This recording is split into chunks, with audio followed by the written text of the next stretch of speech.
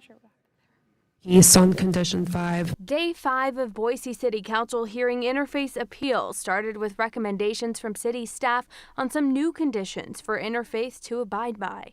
1, require the applicant to increase overnight staffing. Hours of deliberation followed, with some council members thinking even the new proposed 30 conditions wouldn't limit impact. I can't get to that level of certainty that all the conditions, when added on, will result in a facility that's run so well that there will not be adverse impacts. Having the conditions in place creates sustainability within an organization, in that when there are changeover, whether that is leadership, whether it's board members, whether it's staff, that there's still a set of rules and conditions that are in place that people have to follow. And if they follow them to the best of their abilities, and if we continue to evolve these through our regular meetings, we're able to make sure that we're doing everything that we can to reduce that adverse impact. Council President Elaine Clegg proposed a motion that would change several of the city recommended conditions and implement some others, including a meeting and review after 6 months of operation,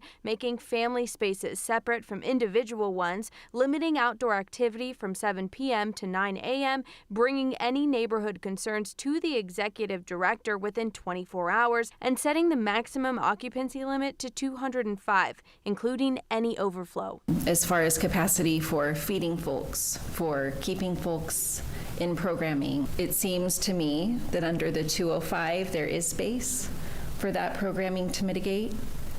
Above that, it doesn't appear to me that there is. I don't know from a public facilities perspective that the amount of work we're offering to undertake to ensure compliance, to basically condition land use, to control people's behavior, is a reasonable burden. And that, for me, is the burden that I think is probably most undue. The motion to approve and revise around 30 conditions passed in a 4-2 vote, with the notion that the conditions will be a work in progress and could change. I'm not completely comfortable with this decision.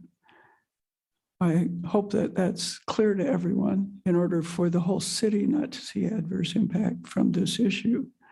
We're going to have to come together and provide even more than what is being proposed here. Neighbors that have fought long and hard to voice their concerns were hoping for a different outcome. We were disappointed to see many council members, even those voting in favor, clearly acknowledge the likely impacts and talk about having to do this constant process of readjustment. But Interfaith says they will comply with every condition set forth, and that many of the same conditions are already being met with current shelter practices. I'm thrilled that we get to move forward into this building, and I'll take every condition and we'll make it work.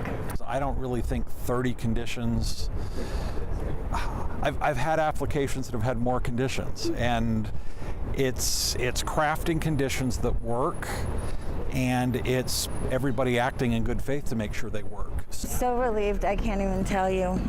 Yeah, just relieved. It's been a really long process and a lot at risk. All right, Katya, it's not as if they have movers or construction workers lined up for this weekend to get going on this project on State Street. So how long is this going to take, and what's that going to mean for where they are now? Sure, and as you can imagine, there's a lot on Interfaith's checklist right now before opening up their doors on State Street. And Geoffrey Wardle, Interfaith's attorney, says it's likely that neighbors will file an appeal, and that may slow down the process, of course. So we're looking at anywhere from a year to a year and a half right now. Interfaith is on a year lease right now, but if they go over, because they were granted the CUP, the owner of their current building will let them stay until their building is ready on State Street. Brian? He's gave them the slack as long as things were moving forward with this process. Exactly. All right, Yep. Thank you very much, Katya.